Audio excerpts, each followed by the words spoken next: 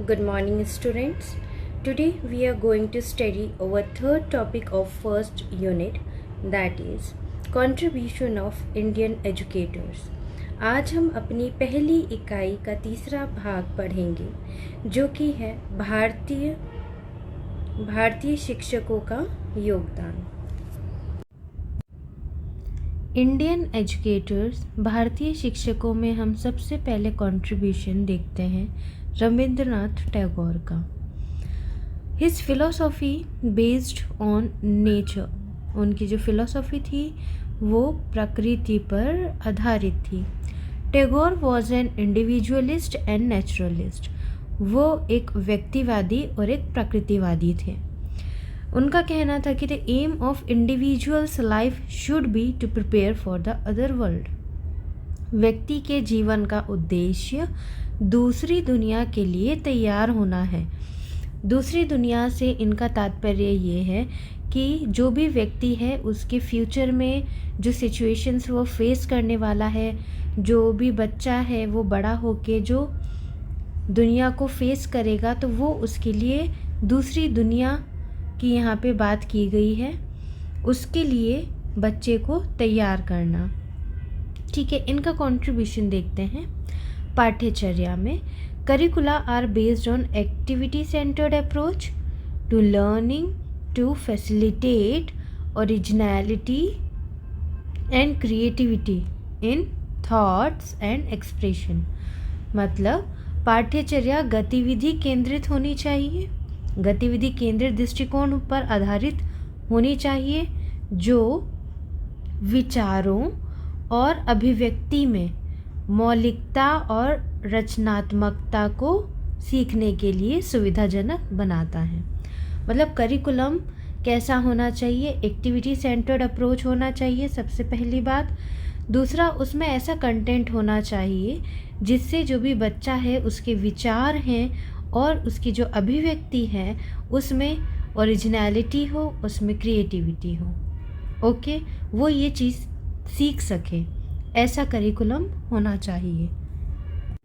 He believed that every individual had the right to shape his own way, and one tries to realize the creator which manifests himself in a unique way. According to Tagore, this was the unifying factor not only for all mankind but also between man and nature. Thus, nature played a very important role in his philosophy of life. उनका मानना था कि प्रत्येक व्यक्ति को अपने जीवन को अपने तरीके से आकार देने का अधिकार है, और एक व्यक्ति जो स्वयं के अंदर एक निर्माता को महसूस करने की कोशिश करता है। टैगोर के अनुसार पाठ्यचर्या न केवल सभी मानव जाति के लिए बल्कि मनुष्य और प्रकृति के बीच एकता का कारक है। इस प्रकार प्रकृति ने उनके जीवन दर्शन में बहुत महत्वपूर्ण भूमिका निभाई है। अब हम देखते हैं महात्मा गांधी जी के बारे में, उनका योगदान। He was basically a statesman and a social reformer. वे मूल रूप से एक राजनेता और समाज सुधारक थे। Truth and non-violence are two basic concepts of his philosophy. सत्य और अहिंसा उनके दर्शन के दो मूल अवधारणाएं हैं। इन्होंने जो करिकुलम की बात की है, इनका कहना है कि करिकुलम एक्टिविटी सेंटर्ड और क्राफ्ट सेंटर्ड होना चाहिए, गतिविधि केंद्रित और शिल्प केंद्रित होना चाहिए। Gandhi ji was an idealist. His philosophy of education is a synthesis of 3 philosophies. इनकी जो फिलॉसफी है, इनका जो दर्शन है, वो 3 दर्शनों का संश्लेषण है। कौन कौन सी? आइडियलिज्म, आदर्शवाद; प्रैग्मेटिज्म, व्यवहारिकता या व्यवहारवाद; नेचुरलिज्म, प्रकृतिवाद। ठीक है। Self realisation should be the goal for training the youth. युवाओं को प्रशिक्षित करने का लक्ष्य आत्म साक्षात्कार होना चाहिए, सेल्फ रियलाइजेशन होना चाहिए। He is idealist as he emphasized the all-over development of personality. उन्होंने व्यक्ति के सर्वांगीण विकास पर जोर दिया है. Naturalists as the education based in natural settings like आश्रम गुरुकुल. प्रकृतिवादी शिक्षा के रूप में आश्रम गुरुकुल जैसे प्राकृतिक परिवेश में आधारित है. He was pragmatism as his philosophy also based on learning by doing. वे व्यवहारवादी थे क्योंकि उनका दर्शन करके सीखने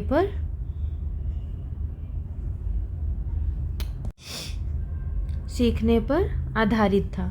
यहाँ पे ये कहा गया है कि गांधी जी जो है वो आइडियलिस्ट थे, लेकिन उनकी जो फिलॉसफी है, उनका जो दर्शन है, वो 3 दर्शनों का मेल है.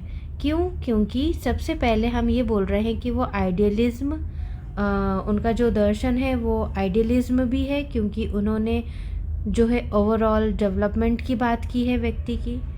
प्रैग्मेटिज्म इसलिए है क्योंकि अगर देखा जाए तो ऑल ओवर डेवलपमेंट, प्रैग्मेटिज्म में करके सीखने की बात ये कहते हैं, इसलिए प्रैग्मेटिस्ट भी हैं.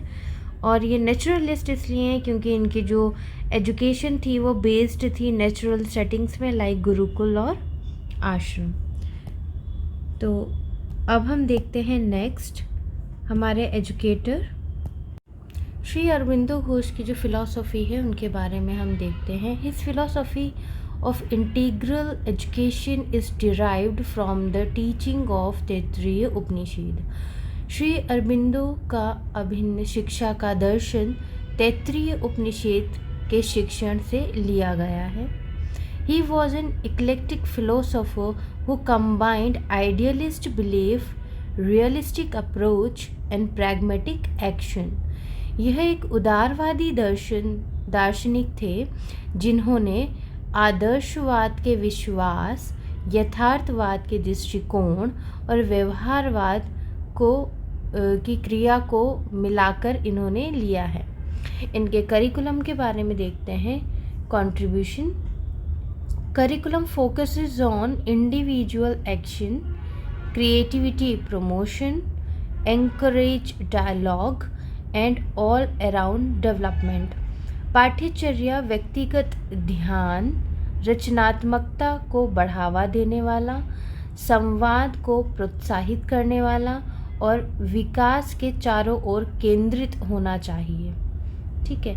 While imparting training, emphasis should be on observation, attention, imagination, judgment and memory. प्रशिक्षण देते समय अवलोकन, ध्यान, कल्पना, निर्णय, स्मृति पर बल देना चाहिए. ठीक है. ये इन्होंने पाठ्यचर्या के लिए कहा है. His system of education is highly psychological. उनकी शिक्षा प्रणाली अत्यधिक मनोवैज्ञानिक है. He propounded the activity and discovery method. उन्होंने गतिविधि और खोज पद्धति को प्रतिपादित किया. Teacher act as guide and facilitator in learning rather than providing of knowledge. His philosophy lays great emphasis on the power of child's mind, which advocated education according to age, ability, aptitude of the child. He focuses more on the moral and religious education of man. शिक्षा ज्ञान प्रदान करने के बजाय सीखने में मार्गदर्शक और सुगमकर्ता के रूप में कार्य करता है. कौन? शिक्षक. उनका दर्शन बच्चों के दिमाग की शक्ति पर अधिक बल देता है. शिक्षा बच्चों की उम्र, क्षमता, योग्यता के अनुसार होनी चाहिए. वह मनुष्य की नैतिक और धार्मिक शिक्षा पर अधिक ध्यान केंद्रित करता है. तो हमने अरबिंदो घोष के बारे में उनका कंट्रीब्यूशन देखा एजुकेशन में. अब हम कंक्लूड करते हैं हमारी इस पूरी यूनिट को जो हमने पढ़ा है इस वीक में.